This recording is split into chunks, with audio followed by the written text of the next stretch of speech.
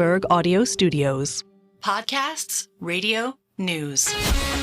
This is Bloomberg Businessweek. Insight from the reporters and editors who bring you America's most trusted business magazine, plus global business, finance, and tech news. The Bloomberg Businessweek podcast with Carol Massar and Tim Stenovec from Bloomberg Radio.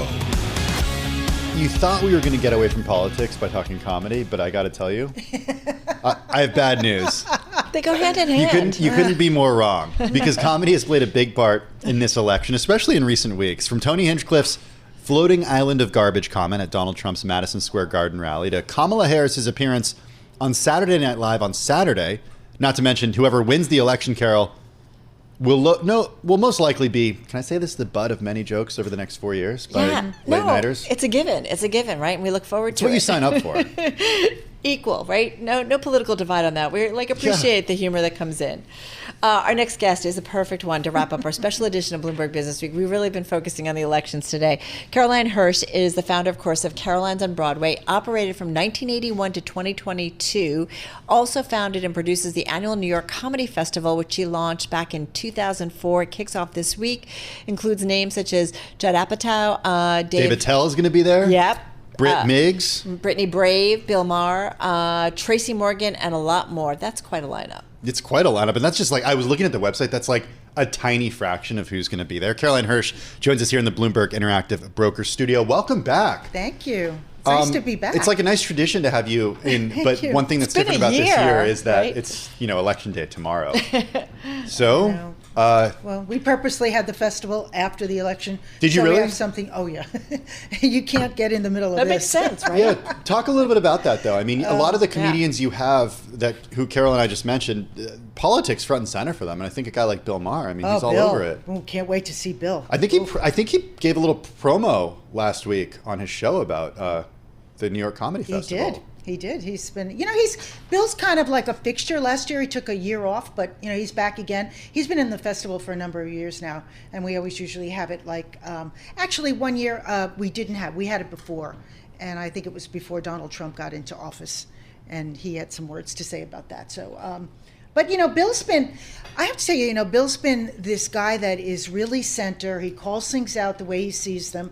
And I think he's very honest. I mean, I love watching him. And I think Bill's got a bigger career now than he's ever had. Well, okay, so that's so interesting you say that, because one thing that's different now that he's doing is this Club Random podcast, which is so different than his normal show, right? It's a weekly show on HBO is what he's known for. But he has this podcast that he just sits down with people and does these long interviews. Seems like everybody's doing this now. I think, yeah. Listen, podcast is the talk radio of today. So they're very interesting people. We have lots of podcasts in the festival that kind of so how did he get made?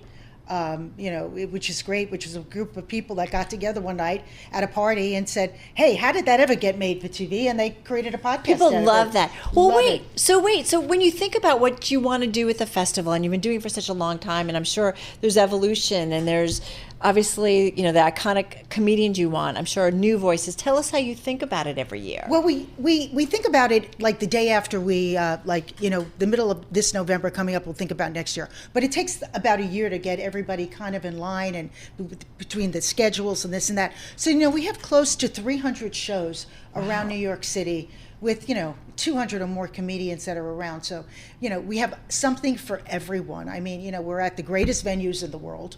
The Beacon Theater, Town Hall, Carnegie Hall, and it's an array of great comedians. And we have, we're kicking it off on Thursday night with a tribute to Joan Rivers. This is something her daughter, Melissa, put together. Sweet. And it's called Dead Funny, and it's all-star tribute to Joan, and it benefits God's Love We Deliver. And there are plenty of comedians on there, like Nikki Glaser, Matano Lane, Randy Rainbow, Michelle Bateau, Rachel Branahan, who played The Marvelous Mrs. Maisel, which is kind of a, look, there are two hit shows on TV today. There were The Marvelous Mrs. Maisel and Hacks, and they both kind of centered around the life of Joan Rivers. Right. So here you go, an older lady. I got Carol on I did the start Hacks to watch train. I Hacks. said, you got to watch Hacks. Yeah, which is really well, but it's also a combination. You've got a lot of musicians. Bruce Springsteen. We have Bruce, but Bruce is part of our big event. Because why? Stand Up for Heroes. Love it. It's something that Bruce has I mean, been I should never involved question with. Bruce being anywhere, but He's been on the show for, it's our 18th year of doing Stand Up for Heroes. He's been on the show for 17 years. He took 1 year off when he was doing his Broadway show.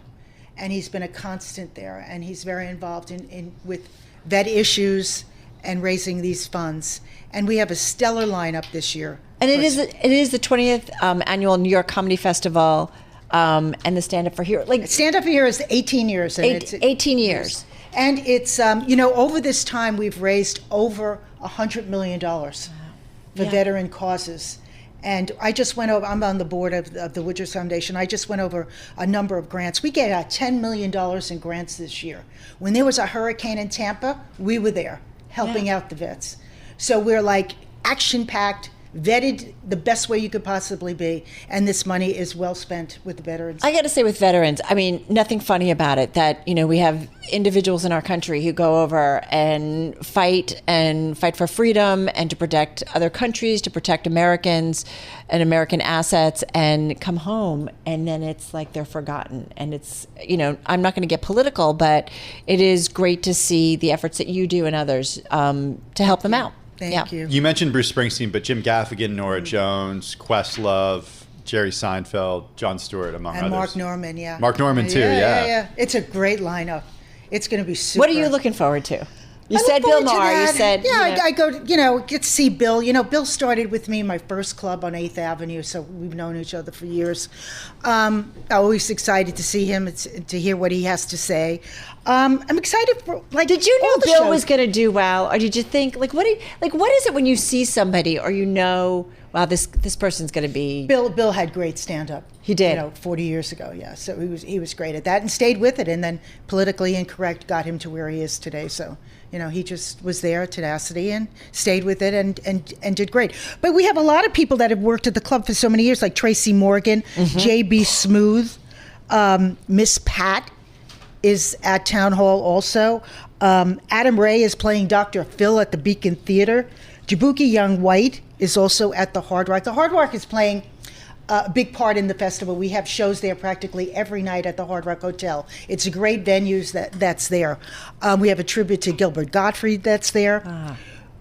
So it's kind of taken the place of the Caroline space, and we're doing all of those shows there at the Hard Rock. We're going to talk more about Caroline's in just a minute, but I do want to get you to weigh in on the election stuff and just like the way that comedy has played in just over the last week. I mean, if you think about what happened at Madison Square Garden with Tony Hinchcliffe and the way that comment from him just dominated the news cycle, now there's some polling that actually indicates that it caused potential Trump voters to move away from Trump.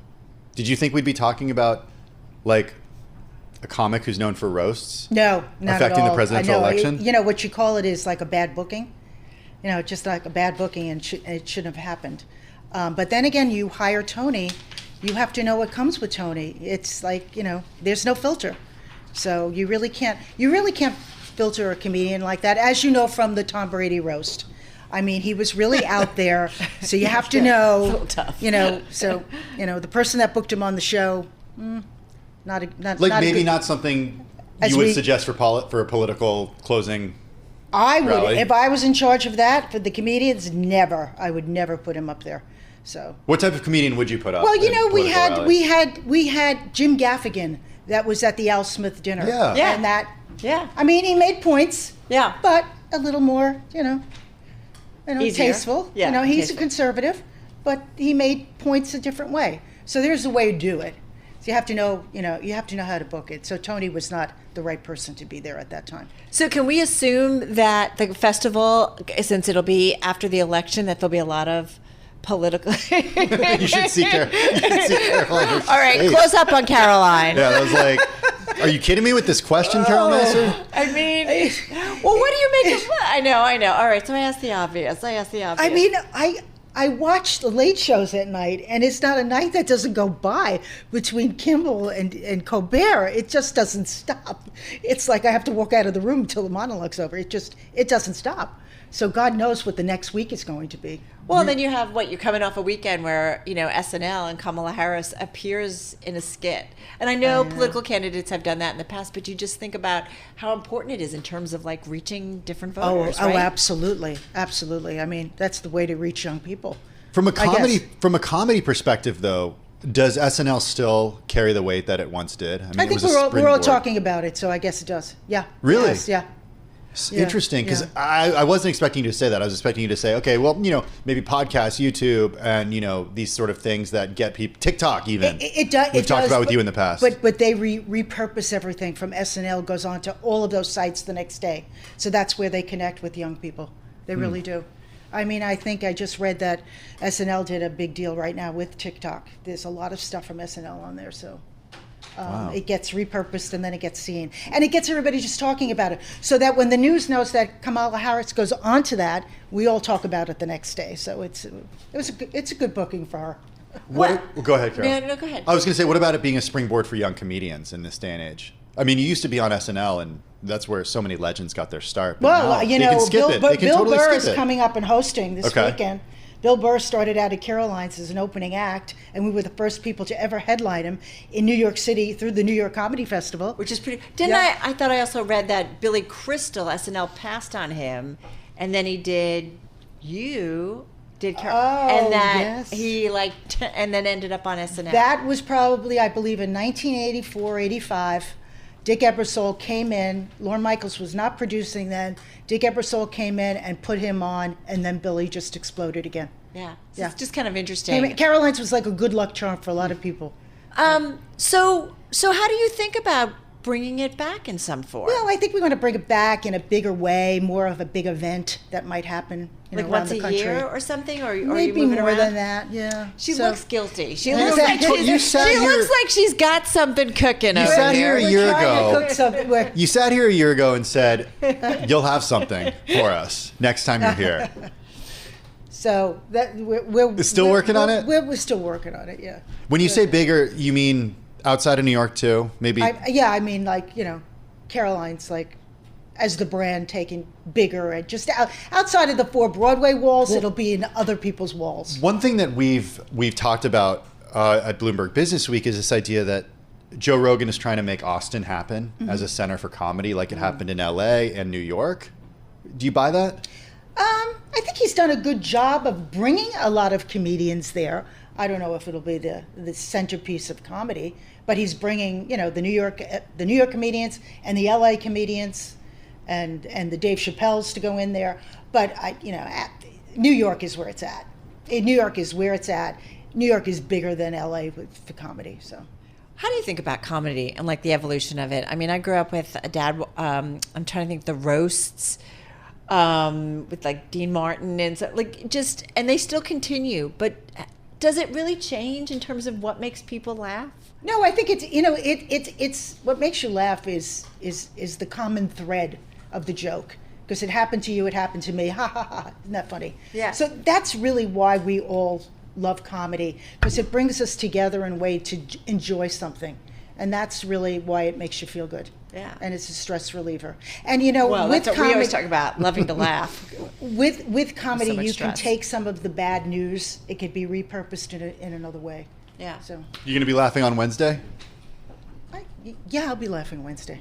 If it's a day that ends in Y, Caroline will be laughing. She will indeed. Good luck. Good luck. Good luck with the festival. Everyone should check it out. 20th Annual New York Comedy Festival this November, November 9th, right? November. It starts on the 8th through the 7th through the 18th. Got it. Yes, and also yes. You got to run. This is the Bloomberg Business Week podcast, available on Apple, Spotify, and anywhere else you get your podcasts. Listen live weekday afternoons from 2 to 5 p.m. Eastern on Bloomberg.com, the iHeartRadio app, TuneIn, and the Bloomberg Business app. You can also watch us live every weekday on YouTube and always on the Bloomberg Terminal.